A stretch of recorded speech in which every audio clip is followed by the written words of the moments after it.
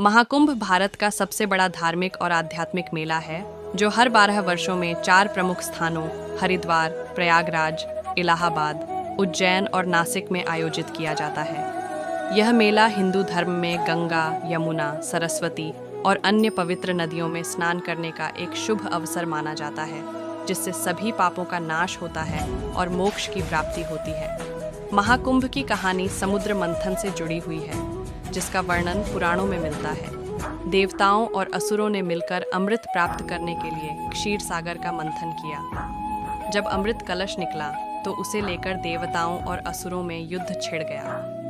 भगवान विष्णु ने मोहिनी रूप धारण कर अमृत बांटने का कार्य किया, लेकिन असुरों से बचाने के लिए गरुड़ ने अमृत कलश को लेकर उड़ान भरी। इस दौरान अमृत की कुछ बूंदें 4 स्थानों हरिद्वार, प्रयागराज, उज्जैन और नासिक में गिरी। इन स्थानों को पवित्र मानते हुए यहाँ महाकुंभ का आयोजन किया जाता है। महाकुंभ में करोड़ों श्रद्धालु, साधु संत, अखाड़े और आम लोग एकत्र होते हैं। इसमें विशेष रूप से शाही स्नान किया जाता है, जिसमें नागा साधु और विभिन्न अखाड़ों के सन्यासी गंगा में डुबकी लगाते हैं। मान्यता है कि इस दौरान स्नान करने से जन्म जन्मांतर के पापों का नाश होता है और मुक्ति प्राप्त होती है। यह मेला न केवल धार्मिक दृष्टि से महत्वपूर्ण है, बल्कि सांस्कृतिक, सामाजिक और आर्थिक रूप से भी देश को प्रभावित करता है।